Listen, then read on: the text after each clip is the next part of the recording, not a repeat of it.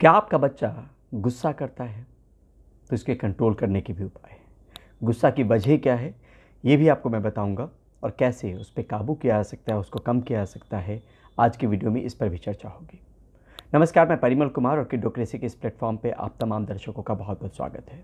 Video की शुरुआत में आप तमाम लोगों से गुजारिश कि हमारे चैनल को सब्सक्राइब ज़रूर करें। अब बात एक शोध की, जिसमें सीधे तौर पे ये बात निकल कर आई कि स्क्रीन टाइम की वजह से कम उम्र में ही बच्चे गुस्सैल हो रहे हैं, उनको फ्रस्ट्रेशन होना शुरू हो जाता है। जामा पेडियाट्रिक्स ने ये रिसर्च पब्लिश किया है, और रिसर्च को अगर आप देखना चाहें तो आपको रिसर्च मिल जाएगा, early childhood tablet use and outbursts of anger. इस नाम से आपको ये रिसर्च मिलेगा।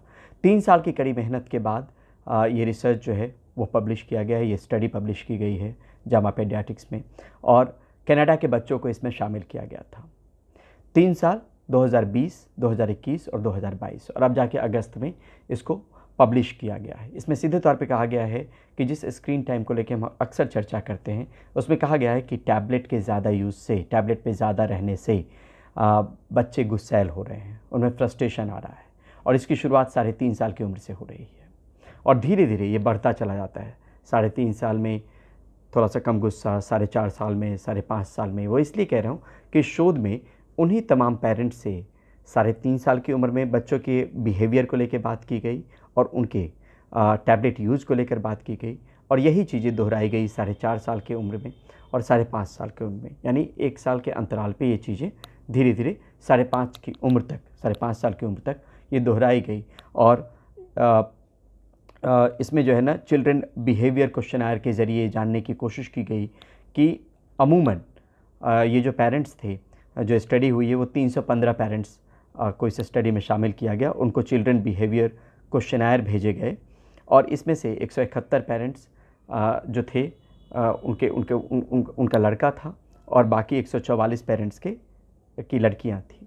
और इन सब ने क्वेश्चनर का जवाब दिया और उसको एवेल्यूएट किया गया, तो इस नतीजे पे पहुंचा गया कि स्क्रीन टाइम टैबलेट के तौर पे यूज कर रहे स्क्रीन टाइम की वजह से बच्चों में एंगर और फ्रस्ट्रेशन देखा जा रहा था। और यहाँ पर ये बच्चे हर दिन, जो उनके पेरेंट्स ने बताया कि 1.25 घंटे, 1 घंटे 15 मिनट वो टैबलेट पे रह रहे थे, स्क्रीन पे रह रहे थे। तो ये अगर इस तरह की गलती हम कर रहे हों बतौर पेरेंट्स, तो उस पर ध्यान देने की ज़रूरत है कि उसको कैसे कम किया जा सकता है, उसको सुधारा जा सकता है। क्योंकि स्टडी में ये बात निकल कर आई है कि टैबलेट की वजह से, स्क्रीन पे रहने की वजह से बच्चों में एंगर और फ्रस्ट्रेशन देखा गया है। अब बात करते हैं कि और क्या वजह हो सकती है जिसके बिना पे बच्चे गुस्सा करते हैं।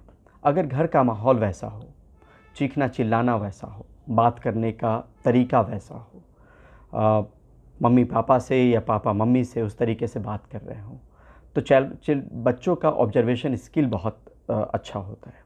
वो जो देख रहे होते हैं वो सीधे तौर पे सीख रहे होते हैं।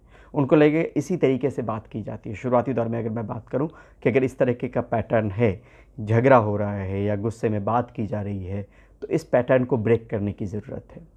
कम से कम उनके सामने तो बिल्कुल इस तरीके से चीज़ों को अगर नहीं करेंगे तो उनमें वो प्रवृत्ति नहीं देखने को मिलेगी। एक तो ये वजह हो गई जिस पे अगर कहीं कोई गलती हो रही हो तो उसको दुरुस्त करने की ज़रूरत है। लड़ाई झगड़े वाला माहौल हो तो उससे परहेज़ कीजिए कि बच्चे के सामने उस तरीके का लड़ाई झगड़ा नहीं हो।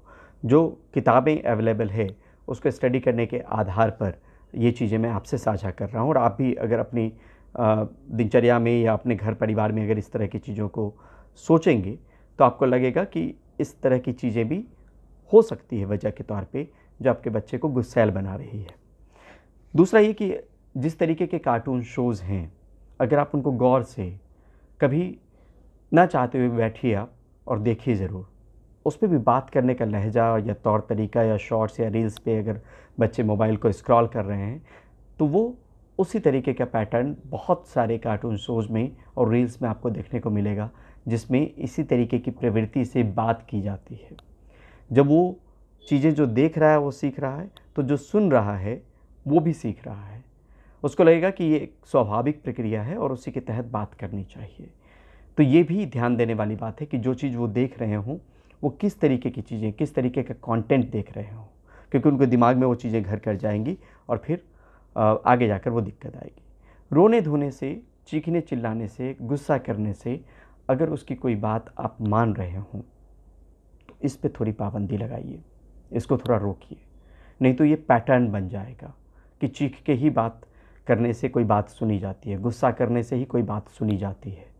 इसमें आप बात के ज़रिए कीजिए, अपने आप को शांत करके ये ज़रूर कोशिश कीजिए कि बात करने से बात बनेगी, गुस्सा करने से बात नहीं बनेगी।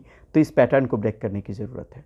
और अमूमन जब इस तरह के हालात बनते हैं तो हम भी अपने गुस्से पे काबू नहीं रख पाते हैं। तो उस वक्त ये जो मनोवैज्ञानिक हैं वो कहते हैं, मनोचिकित्सक हैं वो कहते हैं कि उस वक्त में आपको काम डाउन होने की ज़रूरत है, आपको शांत होने की ज़रूरत है। अगर आर्ग्यूमेंट हो रहा हो, बच्चा ज़्यादा गुस्से में हो, आप शांत होइए। क्योंकि अक्सर ये कहा जाता है और पुराने वक्त से ये कहा जाता है कि इंसान गुस्से में बहरा हो जाता है। तो जो इंसान गुस्से में है, जो बच्चा गुस्से में है, अगर उससे आप गुस्से में ही बात कर रहे हैं तो उसको वो सुनाई नहीं आएगा, वो समझ नहीं पाएगा वो। तो अपने आप को काम डाउन करना है। वो काम डाउन करने के बहुत सारे तरीके हो सकते हैं जो आप खुद भी सोचिए। और अगर आप सोच लेंगे एक बार कि इस तरीके से मुझे बात नहीं करनी है, जिस तरीके से गुस्से में हमारा बच्चा बात कर रहा है, तो वो आप वो कर पाएंगे। अपने आप को अगर काम डाउन कर पाएंगे और ये समझाने की कोशिश करेंगे कि जो भी है वो बात के ज़रिए उसका हल निकलेगा, तो वो उसी तरीके से, उसी बिहेवियर को वो फॉलो करने की कोशिश करेगा। क्योंकि वो समझ जाएगा कि गुस्से में बात नहीं सुनी जा रही है और शांति से कहने पे, आराम से कहने पे बात सुनी जा सकती है। तो ये इस बात का ख्याल रखना भी ज़रूरी है कि जब बच्चा गुस्सा कर रहा हो तो आपका शांत होना बहुत ज़रूरी है। और साथ में कुछ लोग ये भी कहते हैं कि उस वक्त जब बच्चा गुस्से में हो तो उसको हग कर लीजिए, उसको ऑप्शन दीजिए, उसको एडवाइस के तौर पे एडवाइस देने की कोशिश मत कीजिए, उसको ऑप्शन, विकल्प के तौर पे चीज़ें बताइए। मसलन आप देख लीजिए कि अगर वो कंप्यूटर देख रहा है तो मत देखो से बेहतर ये है कि क्या करो, तो ये बताने की भी कोशिश कीजिए। तो इन तमाम चीज़ों को अगर देखेंगे, जो स्टडी स्क्रीन टाइम को लेके है, टैबलेट को लेके है, या जो बिहेवियर पैटर्न को लेके है, या परिवार में जिस तरह का माहौल है, उन चीज़ों को अगर आप खुद भी सोचेंगे तो वो शुरुआत से जिस तरीके से नर्चर करेंगे, जो माहौल देंगे, या जिस तरीके का वो कंज्यूम कर रहा है चीज़ें इलेक्ट्रॉनिक डिवाइस के ज़रिए, उस पर आपकी अगर नज़र होगी तो शायद ये शिकायत देखने को ना मिले। तो शोध की भी बात हो गई और एक अनुभव की भी बात हो गई, और एक जानकार जो कह रहे हैं उसको भी आप तक पहुंचाने की हमने कोशिश की। तो देखिएगा, अगर इन सब चीज़ों को करने से एक फ़ायदा ज़रूर आपको दिख सकता है। और अगर इस तरीके का माहौल है तो उसमें कोशिश ज़रूर कीजिए कि जब बच्चा आर्ग्यूमेंट कर रहा हो तो उसके उसी लय में, उसके उसी भाव में जाने की कोशिश आप मत कीजिए। आप अपने आप को काम डाउन कीजिए, तो आपको बहुत सारी चीज़ों में सुधार देखने को मिलेगा। और जो बिहेवियरल पैटर्न बन रहा है, गुस्सा करके कोई चीज़ मनवाने की बात, या गुस्सा करने की आदत में शामिल हो जाने की बात, तो इसके तह तक जाने की कोशिश करेंगे तो वो भी आप समझ पाएंगे कि वजह क्या है।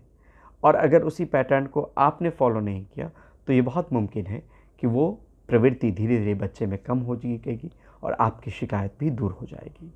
तो मिलते हैं जल्द ही एक नए वीडियो के साथ किडोक्रेसी के प्लेटफॉर्म पे। जाते जाते फिर से एक गुजारिश, इस चैनल को सब्सक्राइब ज़रूर कीजिए, उससे हमारा मनोबल बनेगा और हम ढेर सारे इस तरह की वीडियो समय समय पर लेकर आते रहेंगे।